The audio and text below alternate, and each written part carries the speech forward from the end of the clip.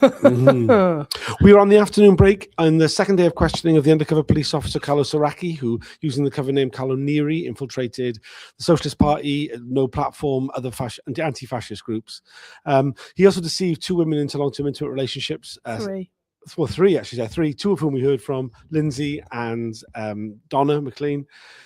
McLean. We are joined off camera by Alison. Hello. We have just heard some of the most disturbing and unpleasant of the details of the sexual abuse of Donna by Carlo Soracchi. What do you make of the absolute appalling things he said? He's just another narcissistic, sadistic, Machiavellian bastard. He's just a bastard. And what is like, it's particularly nauseating. You've probably gone through all this. I haven't watched all the, all the sir, yes sir, no sir, 3 bags of bullshit. I mean, we started off, almost the first thing that was asked during this session was about the rent book. The rent book. Which, he just bullshitted his way through. The thing that hasn't come up yet, or I don't think it's come up, is the fact that Mark Jenner was his mentor. Yes. And there's quite a lot of similarities. Like, Donna is Soracchi's landlady. I was Jenner's landlady. Yeah. Soracchi phoned Donna on the early hours of New Year's Day to tell her that his father had a stroke and then died. Yeah.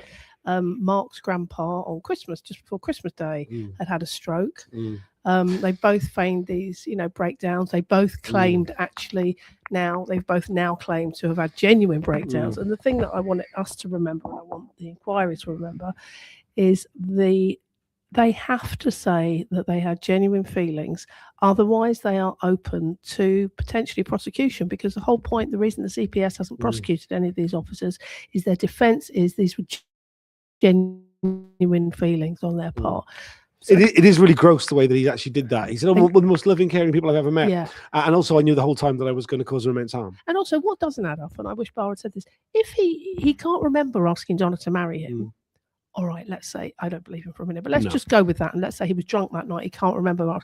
But obviously, they would have talked about it afterwards. Yes, he can't remember any of that either. No, none at all. No, none of the planning, none of the arrangements that were being made, the working out what was going to be the food, or the menu, all the details that we heard about. And this also, which I'm grateful the inquiry has picked up, is that term that Lindsay mentioned when she gave her evidence that came from Neil Woods, the undercover officer in crime, about weaponizing empathy. And he's used that at least twice now. And Carlo Soracchi agrees, yes, that's what undercover police do. Correct. Yeah, which, he's been honest about that thing at least.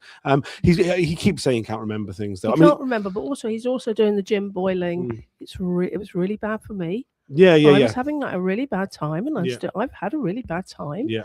And everything, and I'm sure I've said this before, and I say it every time, but in my view, every lie that they tell, almost every lie that they tell, is a lie they have told their current partners and their current families. And they cannot now sit in there and say, well, actually, no, when I was telling you, darling, that, they can't do that. They've got to stick to those lies. But that's why it's painfully squirmy and embarrassing just to watch them. It's horrific. I mean, one of the things that he's done is to say that this story this bullshit story he had about his father dying, his father's alive and well many, many years later, but also that this story about the sexual abuse I can't bear it. That his sister received at the hands of his father. He said, oh no, he said it was just physical abuse. Yeah, I know.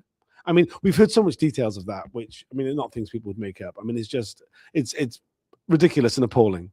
There's no reason. Why would Donna make that up? No, why would she publish it in her book? I mean, it's just nonsense.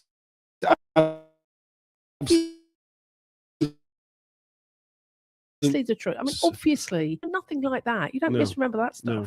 I mean, it is really gross that he's. I mean, so for example, he says that Donna and Steve Headley and Dan Gilman and Joe Batty are all making up that he proposed to her.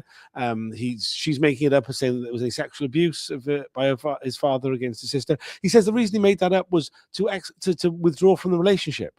I mean, it's already been said that Donna said to him, look, if it's not a long-term thing, we'll split up now. And he had plenty of easy ways to end the relationship. You didn't have to make up this ridiculous story. He said, were you trying to elicit more empathy? He was, oh, yes, I was. Why? What the fuck for?